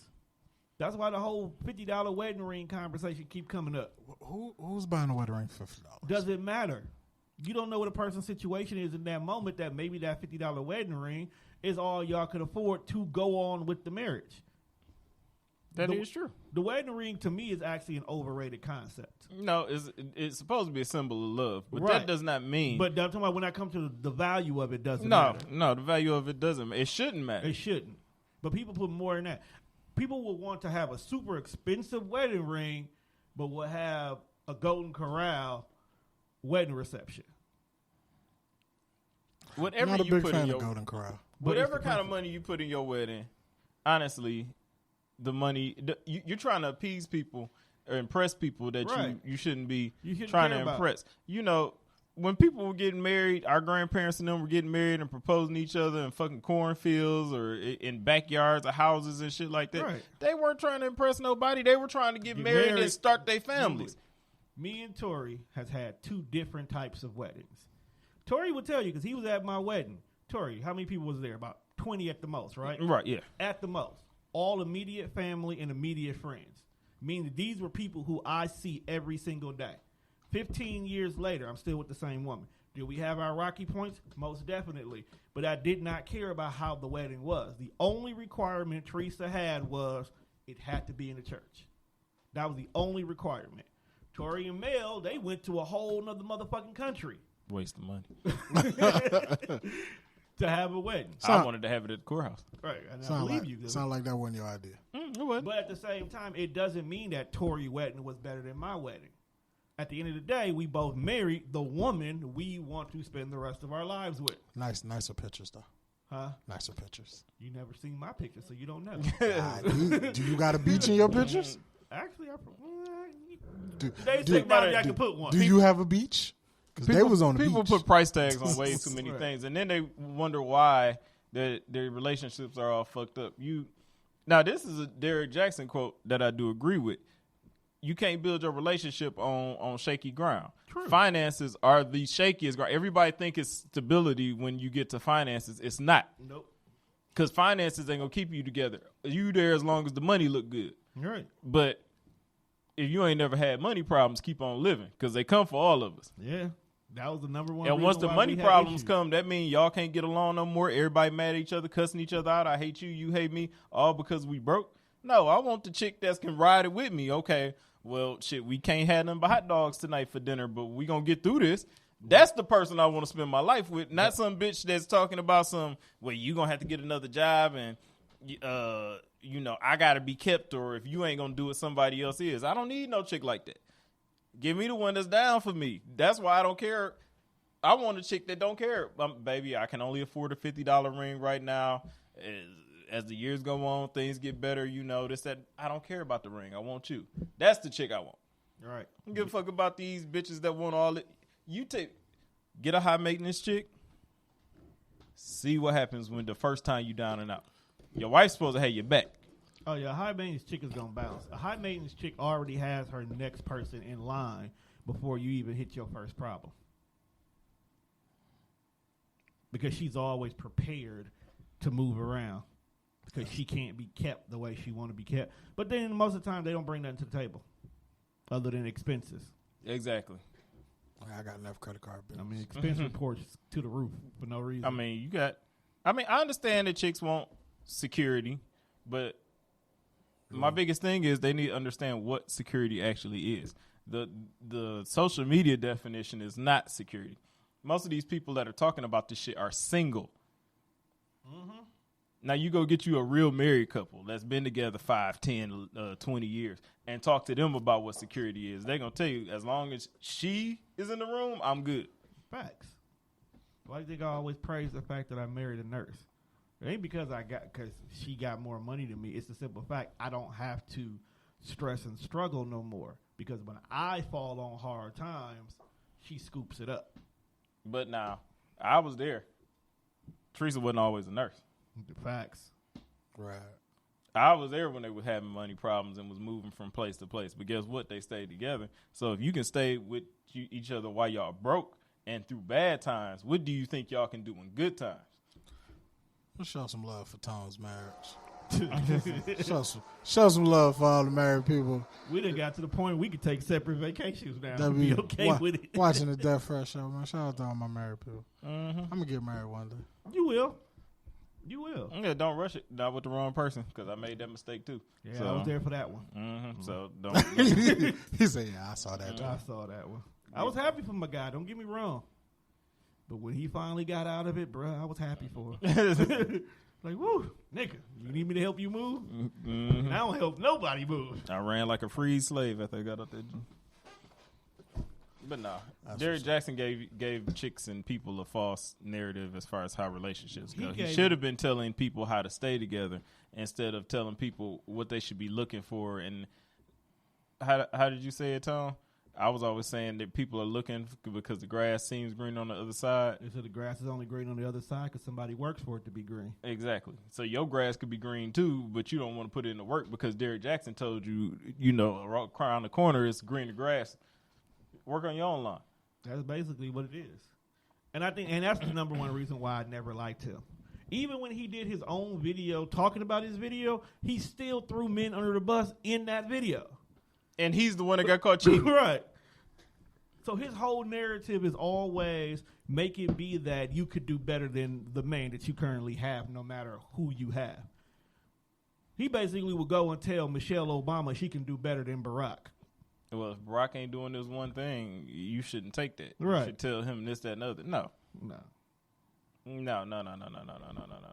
But buy my book, which is I find a coincidence that now all of a sudden he has a couples relationship book coming out. I think it's fake.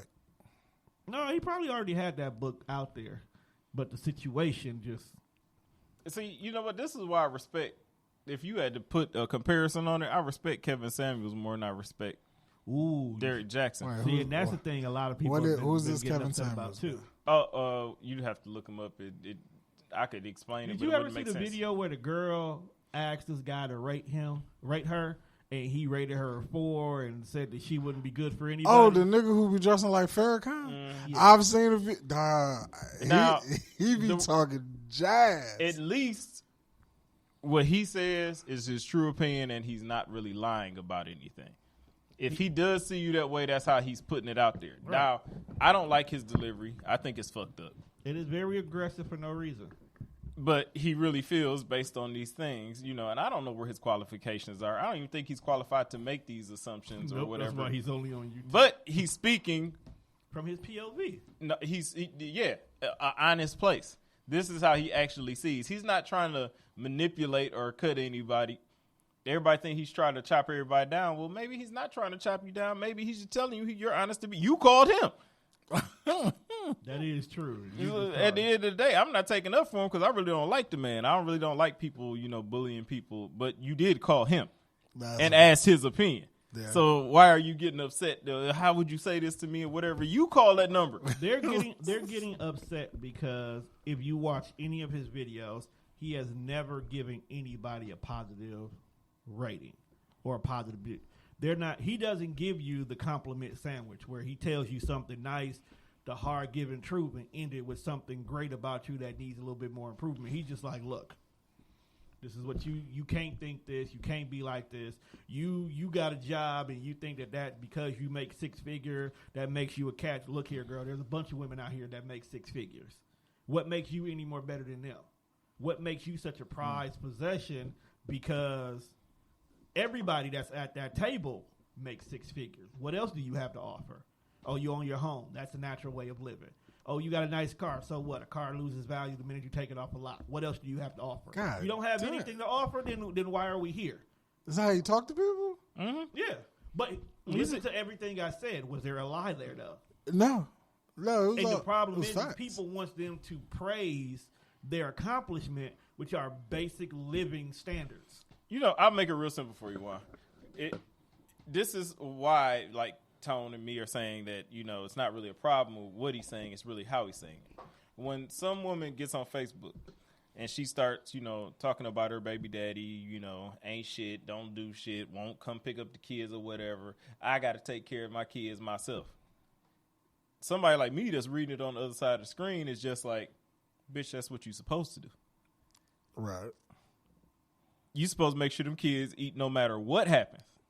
Whether the daddy there, he ain't there, whatever, that's your job to make sure them kids eat. That's a fact. So you don't get no special round of applause because you're taking care of your kids. Now, somebody like Kevin Samuels will say those exact words. No, you want a cookie because you're doing what the fuck you're supposed to do? You brought them in this world. Well, I'm doing it on my own. It don't matter who's there to help you. Those are your kids. It still got to be done. Yeah. So that's like, you wanting somebody to, give a standing round of ovation because you got up and got in the shower in the morning to wash your ass. That's what the fuck you supposed to do. So you don't get no credit for that. People want credit and recognition and to get their flowers for the stupidest shit. I got a job, I make money every day. You grown. The fuck you want me to... You ain't made no groundbreaking discovery to change America. What the fuck? You go to work every day. What the? You haven't ended systemic racism. Right. I be really wanting to tell people that because the shit is redundant. It is, but that's what everybody does every day. They get on social media. They complain about stuff that they're supposed to do. I got 2 degrees. Well, bitch, if you go to college for that long, that's what's supposed to happen. Have 2 degrees. Now, let's get back to the key point. How do you plan on paying for these loans? Right. Because 2 degrees ain't cheap. Hopefully with a job that you get from these 2 motherfucking degrees. And the way the economy is, whatever the hell you went to school for, the likelihood of you getting a job in that field is only 35%. Now, I say congratulations to certain things, like when people buy houses or whatever. I say congratulations, but I'm not going to give you no big-ass fanfare, because I fixed my credit and I cried at night, but I got in this house. You're a grown adult. That's what you're supposed to do. Now, I am happy that you accomplished that, but I'm not about to sit here and ring bells from the rooftops because you did a grown-up thing. You got to give them their flowers, bro. Now, you tell me that I'll give them a pack of flowers to grow in front of their house. Now, you tell me you close on a 16-unit apartment building that you're getting ready to use for low-income housing and fix up for the hood, to take care of that. That's an accomplishment. Now, that's an accomplishment that you would praise because you now are helping 15 other families who may not have been able to get where they going to get. Let's buy an apartment building, Tom. You know what, bro? I would, but niggas in Milwaukee don't know how to act. Let's name it the Carter. But we won't sell crack out of it. You just want to name it after a Lil Wayne album? And you know what the biggest one? New Jack City. And I'm going to exit on this. The biggest one to me is when chicks get on there and talk about, well, I ain't never cheated. The lies you tell yourself. That's what you're supposed to do. Exactly. You're That's my only point. Faithful. You want me to praise you because you did what you're supposed to do? You stayed faithful. Well, he cheated on me, so he's the dog. But you want me to praise you for doing what you're supposed to do? Pin a rose on your nose, so you were faithful. That's what you're supposed to be. So y'all want credit for feeding y'all kids. Y'all want credit for being faithful. Y'all want credit for keeping yourselves up. All these things you're supposed to do. They want credit for being an adult. Exactly. They want you to but they'll tear a nigga down in a heartbeat for a nigga come through and, I got my GED, after this, that, and the other. Yeah, about time, nigga. You niggas ain't shit. You should have had your D long time ago. And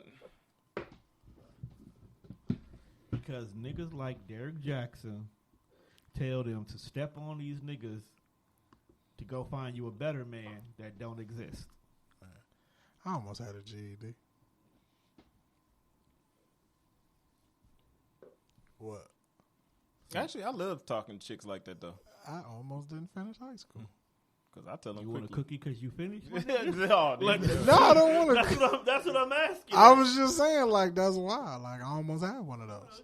Nigga, do you want a cookie? Hey, if you would have seen my grades, you would have gave me a round of applause. No, I would have yelled at you for the fact that you fucking up these opportunities. We just celebrate average too much. That's what it is. And then there's people like Kevin Samuels that call it out that, look, nigga, we ain't celebrating no average shit. Right, what's wrong with that? We think of people like that, like parents that, don't accept kids bringing B's and C's into their house. because they don't want them to be average. They want them to be, their best. They want them to be excellent. They want them to get the A. People, you being too hard on that boy. All right, is they? Nah. For requiring excellence out of their kid, that's being too hard on them. They're putting too much pressure on them. Well, guess what the world is gonna do? The world ain't about to ease up on them once they get out there. Pressure and execution is two different things. Now, I'm not saying you should rob them of their childhood, but at the same time, you should be trying to push your kid to get the A, not a B, not just to pass, not just to get out that class or grade. You should be pushing them to be the best that they can be in any fucking situation, because when they get into the world is not going to cater to them, and that job is not going to hold its position because they're going to wait for them to catch up. No, actually, we should get to the point where we're teaching our kids understanding, not just regurgitation. Because when you go to a public school system, they just want you to learn something and be able to spew it out on an exam, and they grade you off of that. I think Aziza said it the best. Some schools teach you what to learn. Other schools teach you how to learn. When you go to a white school would teach you how to learn, how to observe something, and how to craft things on your own, where MPS just wants you to pass these English, state standardized state tests. standards so we can keep getting public funding. School is overrated. Not really, bro. I agree with you, Juan. I don't agree. And I only say is no. And I think they need to change the curriculum. I say that's why it's overrated. Yeah, that's why it's overrated. Because look at what you just said. Like, I look like homework. What does homework really teach you? It's not teaching you anything, and they grading you off of comprehension and effort, in my opinion. Because I've seen niggas turn in reports and be dead ass wrong. Like, all of this shit on your paper is wrong. But you got like a B because you took the time and you put the effort in to do your homework like I've been asking you to do for 3 fucking weeks. Mm-hmm. But all of this shit on your paper is wrong, just formatted wrong. It's fucking terrible. But you got a good grade because you show effort. Because at the end of the day, the formatting is not really what they care about. It's like you said, the effort in regards to it. But if you change it up, so instead of requiring you to have 4 regular-ass math classes where 2 of them don't teach you anything that's practical in school, the real world, change it out to be like a financing class or economic class. Like tax accounting. Something that's going to get you through life. Something you need to know. Or when you do an English class, instead of having to do an old-ass Romeo and Juliet novel that motherfuckers don't care about no more. Should teach you how to fucking write. For real, because some niggas teach terrible. Actual creative writing. How to take an actual thought and put it on paper. Or teach niggas how to do a resume. How to publish and sell a book. Right.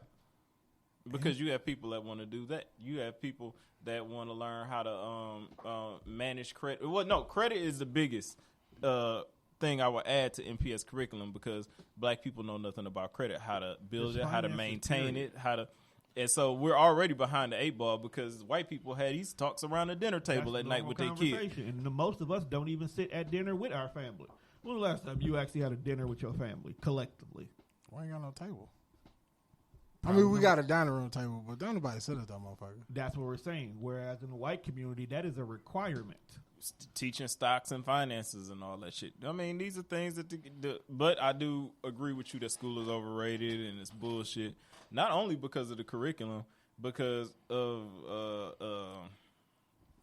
when you go to higher education, the amount of money that you pay for a college degree does not equate to the amount of money you're gonna get when you get out into the college field. Not at all. College, so you behind the 8 ball off top. It's a scammer. You $100,000 in debt, and you come out getting a $55,000 a year job, and now there's interest starting to accrue on that $100,000. So you spending the rest of your life paying off for a degree to get this mediocre ass job. When you have people like me and maybe like me that went to a trade and we make more than you do, and we never went to college nor have any of those debts, or somebody like Rashad that started his own company and now he's starting to see the fruits of his labor. Right. Like, there are ways of, or Rob Bland, who went straight to the fire academy, is not captain of the Milwaukee Fire Department. Right. It's things that you can do without acquiring all that debt. Now, if you want to go and be a doctor or a lawyer, the only path to go is through college. But done correctly, when you get out, you can start, just if you got a business mind, you're an entrepreneur, you can start your own practice, you can start your own firm, you can get that money back quickly. You can actually go ahead and take 5 of your college people that you graduated as a lawyer and start your own firm. and start charging the big bucks. And right away. But colleges, is like you said, one, college is a scam because taking consideration before you even get to the point of deciding what the hell you really want to do, which is mistake number one most people make in college. They go to college but don't know what they want to do with college, so they'll never have a direct thing. They can actually put you in classes that don't even help accumulate anything towards your degree. Yep. And then blatantly call it remedial courses. So they telling you to your face. Or like liberal arts. Yeah. There's a whole degree that means absolutely nothing. That degree was created for athletes, where you can get a degree from college, but it doesn't have to mean anything. You're just meeting the requirements to continue to be this student athlete, which a student athlete makes money for the school. Because every time a particular sports wins some form of a championship or advances to a certain level in a tournament, they get a kickback to the school. College is a scam, and Yeah, it's a scam. It's corrupt. And honestly, if you want to be honest, for black people, if you ain't going to give us reparations, then our college bills should be paid. Facts. If you're not going to keep us from paying taxes, then our college bills should be paid. You got to give us something. I would actually accept that. Because then I would gladly send my kids off to college without any problem. Not because it's free, but because I know that now you're going to go to school. You're not just going to go here because you want to be a painter and they have a good arts program. No, you're going to go. You're going to get a business degree while you're there. You're going to learn money management in regards to it. The other one, you're going to go be a lawyer or something. You're going to go and take full advantage. Something that should cost almost $100,000, you're going to get all that there. Go be an actual doctor. Then you can go to Ghana and rebuild their whole community and get paid, be recognized, get a Nobel Peace Prize, cure COVID-27, something. all because of a free college education. You know the funny thing? Actually, yes. I too. Think about it, dog. People from other countries come to America because they can get, as long as they're here for 5 years, they live here tax-free for 5 years. So they will come just to go to college. They do their college in 3 to 4, and then they go back to their country.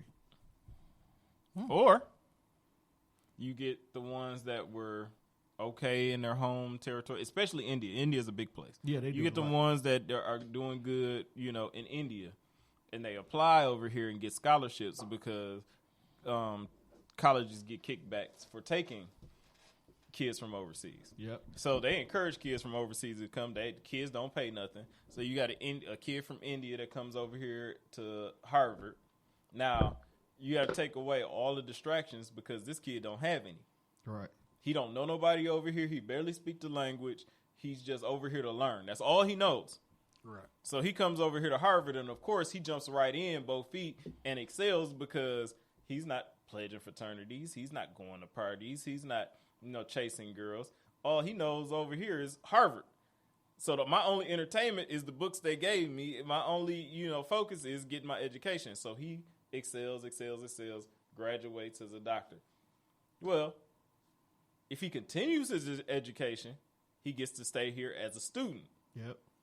So he graduates, he gets his first degree, then he goes for his master's, then he goes for his doctorate. Now this man is graduating as a doctor from Harvard and decides, I'm going to go work in a hospital. Works in a hospital 5 years. You know what? I'm going to open my own practice. Now this doctor is a millionaire. Hasn't paid one drop in taxes because the first 8 years he was here as on a student visa. Yep. Damn. That's a nice little finesse. So now you get to apply for your citizenship, which means you're still not paying any taxes until that shit get approved. Right. But you're already a doctor. So you're already at a hospital making $100,000 a year, but you're still not paying any taxes because technically you're not a citizen yet. Yep. It takes years for you to get your citizenship. So by the time your citizenship comes in, you probably already opened your own practice. You're damn near a millionaire. You're rich. So whatever. How do you think the taxes that Arabs come over here and get all these gas stations? Yep. And then on top of the trick with them is That because they makes can sense. always shuffle family members after they've exhausted their 5 years of tax free. It's under his son's name. By that point in time, he's been working there the whole time. So he's literally just picking up where the business left off at. Dad gets to retire or go across town to open up another grocery store or a gas station with their sister now. Damn. See, America has a lot of loopholes that they didn't account for. Like, I agree with some of Trump's ideologies about, we need stricter immigration laws because they do get a free pass when they come over here. If they come over here the right way. I understand this to help them, acclimate themselves into the United States, but they are fucking cleaning up. Yeah, can we go to their countries and clean up like this? For what? Hey, look, no. I'm just trying to get some free shit. Most of these countries that come over here it's an upgrade. Well, why we ain't getting no free shit? We live in this shithole. Because we live in this shithole. Oh, that's fucked up.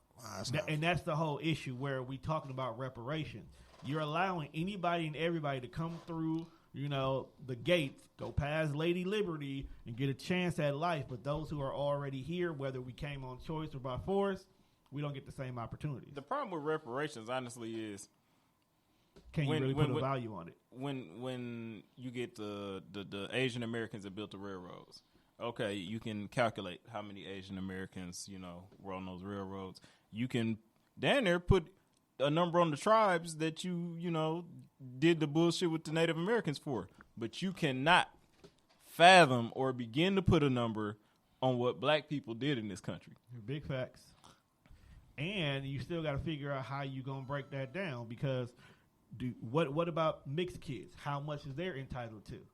Because they're technically black too, and they technically should still get some. How far back in the generations do you go to be accounted for it in regards to it? So if my great-grandmother is still alive, because Teresa's grandmother is still alive, so that makes Lily and Titi's great-grandmother. Do we go all the way back to her, or does it stop at Teresa? Like, where do you make the cutoff at? How much do you get? Giving reparations to black people would bankrupt this country 5 or 6 times over. They can't afford to do it. They can't afford it. They'd be better off just giving us everything west of the Mississippi and call it a day. Mm-hmm. But even then, I wouldn't want to live over there. Yeah, whole bunch of niggas. I stay with the white people. Where we moving to? So bad. I'm not going. Anything west of the Mississippi belongs to us. So you got Texas, I'm staying in Wisconsin. Oklahoma. I'm staying with the crackers. Minnesota, Colorado, California, Arizona. I know how we act. I'm going to stick right over here in Wisconsin. I'll do Minnesota. I can at least go back and forth. I'm already accustomed to the code. Yeah. Minnesota is nice. I heard. They ain't got no state tax. So shopping is beautiful. Actually, there's supposed to be a point. It's like one day out the year, the whole country is supposed to be tax-free. Why the fuck I can't find it on days where it's time to buy shoes? Because you buy shoes too fucking much. Nigga, you better start learning how to use Afterpay. Stop buying shit flat out. Nah, I can't help it, bro. I'm gonna tell you now, though, dog. Them Afterpay payments come at the wrong time. See, that's and why. they tell you the day before, like, oh, your Afterpay bill's due tomorrow. You're like, no! I get paid weekly, so it's just move a little bit Right, here. that's like I get lucky. that Afterpay shit will fuck around, hit on a dry spot on that account. Woo! See, but that's why my Afterpay is connected to an account, and I just move my little $60 over to that account. That way it don't touch my shit. Mine is connected to my credit card. Cause you know what's the worst shit about being an adult? When all that shit hit at like one time. That was me last week. You got to pay like your cell phone bill and your whatever credit card bills and then all this little subscription shit you subscribe to. It's like there goes the network. There goes Hulu. There goes Netflix, HBO. Then you find out that you still subscribe to some random OnlyFans. I found out I was subscribed to like 3 OnlyFans. Bro, I don't even be watching that shit, but that shit $10. I'm like, why is this shit still coming? Bitches. You better cut that auto shit off as soon as when I I'm subscribe. glad I don't deal with OnlyFans. I got XXN to watch. So. You be trying to support the naked hustle. First of all, I'm gonna tell you how OnlyFans trick you. Bitches be like, cause when I can't sleep and ain't nobody on Facebook, I go to Twitter, cause Twitter's always moving, and it's always some 3 o'clock in the morning promotional shit for OnlyFans. Twitter. She be like $5. I be like, then you get intrigued. Like, let me see what that look like. It's only $5. Then you keep scrolling. There's another bitch, $3. See these titties. So now that's $8 I done spent because I'm here now. Then another bitch catch you for the $3. Like, let me see what that look like. Then that's just the free month. Then you start realizing that when you forget to take it off your card, now it's $10 here, $15. It's like, goddamn, where the fuck is this money coming from? That's why when you jump on them free, you immediately go to your subscription section and cut them autos Oh, Well, I know that now, Tone, but ain't nobody got no interesting content right now. because ain't nobody really moving weight like that. They got their 1,400. They good. Yeah, they'll be back. They'll be back selling last one. Give it to May. They'll be. I'm in They the got buying. they got their 1,400. Have you plus, guys and received they your tax stimulus money. checks? Not to be counting your pockets. I ain't get mine yet. Or if I get one at all. Teresa keep thinking we ain't getting one. That's how I know she made too much money last year. I got mine. I've yet to do anything stupid yet. Save it for Atlanta. Start the LLC. Okay, I Invest in take real it back. estate. I bought an Xbox today. Take it The back. Xbox X? I bought an S. What's the difference? Oh, that's the step down. It's the all digital one. So it's the up, but it's still the all. Okay. Yeah. Start the LLC and What the fuck do I need? I'm not trying to say shit. invest in real estate and what else I mean, they tell you to investing in do real estate actually is not a bad idea. with but $1,400. But I'm just saying. Niggas be telling you to invest. Like, bro, Like, it was okay, only so 14. Where am I getting this real estate from for $1,400? Hey, that one chick tweet that keep being recycled is funny. She was like, I'm finna go get an LLC. I'm finna start this business. I'm finna buy some land. And she was naming all type of shit. It was like, thank God for this $1,400. Now she can pull it off, but the problem is, I'm like, that's you funny, getting 'cause you- REO property, so property that's condemned, broke down, and sold as is. You can buy land, but it ain't usable for nothing. No, because it's probably where some kind of sewage line busted Yeah. and the land is contaminated, Yeah. so you can't build on it. You can't. It's just there, It's just there. Or is that? and then you got to pay taxes on it. So because you got the land. You ever go down a neighborhood and it's like a torn down house, so there's this big empty field in between two dirty ass houses? Yes. That's the land that's usually for $1. That you can't do nothing. You with. can't do nothing with. You could just say, "Hey, I own that spot right there." Only to pay taxes on it. Oh, we could put a tent. And okay. Fire. It would be Fire Festival all over again. Speaking of Fire Festival, Ja Rule has an app. All right. So, All right, I'm leaving. I like to thank all of y'all. How long we been here? Long enough for a chat. This is about an hour? It's over an hour. This nigga said Ja Rule got an app. I don't give a This was almost 2 hours. But no, he does. He actually has an app. An app of what? It's a streaming app. I downloaded it. Why? See what he's talking about. Tone always I got got to no be. room on my phone for such It's free. foolishness. It's in the beta mode right now. The beta mode? Yeah. Like, who is this app powered by? My glasses are dirty. It's called Icon with 2 N's. Thought you spelled icon with 2 eyes. No, he spelled at the end. He got 2 N's. Because he's smart. Well, I'd like to thank y'all for having me as y'all guests. I got to run now. To me, it's just a broadcasting app. All right. It's like Instagram Live. That's what I get out of it. Well, Ja Rule is a dummy. But again, I'd like to thank everybody for watching this here episode of the Death Fresh Show. Shout out to everybody in YouTube land. Damn, what else do we usually say, Tom? Tell everybody who work here. Make sure you check us out on all streaming platforms. That's Speaker, Spotify, iHeartRadio, wherever else you listen to your podcast at. Make sure you watch this video. They drop every Wednesday on the Death Fresh Show. Make sure you follow me at TDR Gaming, as I am now officially a Twitch affiliate streamer. And I will be streaming every Tuesday and Thursdays. Streaming what? Nigga, I play games, nigga. You just gonna stream? I stream when I play. I interact with my people when they stream with me. I do tutorial videos, a little BTS behind the scenes. I know what the fuck BTS mean. The other day somebody said BTS and you was like, you talking about whips and chains? I don't know, Juan. You was high that day. I'm high right now. You probably are.